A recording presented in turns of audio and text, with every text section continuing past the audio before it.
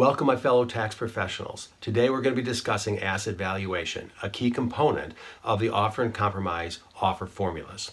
I'm your host, attorney Robert Schaller, and author of the course. Asset valuation is vital to be able to calculate the reasonable collection potential of the IRS. If you miscalculate assets and you value them too high, you'll be overpaying the offer amount. If you miscalculate the asset valuation and undervalue the assets, you subject the offer to being rejected because it is less than the IRS's reasonable collection potential. So again, the offer amount is vital and the asset component is key. Hope you enjoy the video. Now let's talk about asset valuation. The offer amount must equal or exceed the IRS's RCP, or reasonable collection potential. The RCP is the amount the IRS could reasonably expect to collect through the collection process without regard to any compromise. Generally, the formula for calculating reasonable collection potential is adding the net realizable equity, or NRE, in the taxpayer's assets to the taxpayer's future income. NRE is the abbreviation of the net realizable equity in the taxpayer's assets. An asset's value is typically different than its fair market value. Instead, an asset is valued at its quick sale value. An asset's quick sale value is usually 80% of the asset's fair market value. To calculate an asset's RCP, the quick sale value must be further reduced by the amount of any liens with priority over the IRS lien. Now let's focus on some common examples of the quick sale value of assets. Remember, an asset's quick sale value is usually, but not always, 80% of the asset's fair market value. This reduction reflects the discount resulting from a quick conversion of property into cash.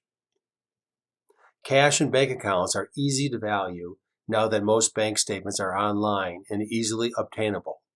To determine the value, the IRS typically reviews bank account statements over a reasonable period of time, generally 3 months for wage earners and 6 months for taxpayers who are non-wage earners. Note that cash and cash equivalents are not reduced by 80% because no conversion into cash equivalents is required. However, the IRS grants an individual taxpayer an automatic $1,000 reduction from the total cash and cash equivalent value. The fair market value of all furniture, fixtures, and other personal items is discounted to 80% to determine quick sale value. The NRE is determined by further reducing the quick sale value by an applicable statutory levy exemption amount.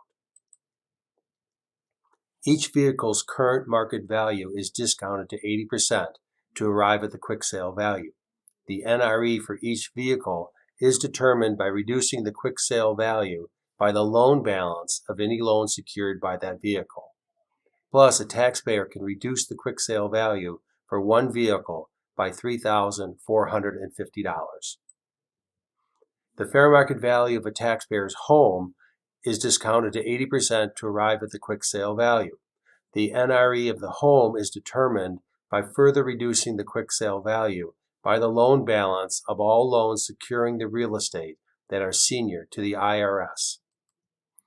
The quick sale value of other assets is more complicated to calculate, like life insurance policies, retirement and profit-sharing plans, and income-producing assets.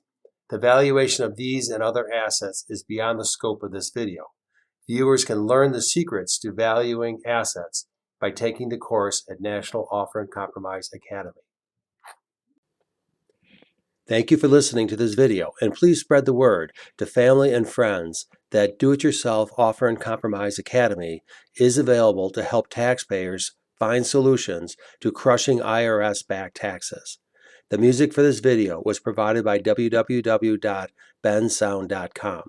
You can contact the Academy at its contact page at www.diycompromiseacademy.com. Enjoy the online course and keep on learning.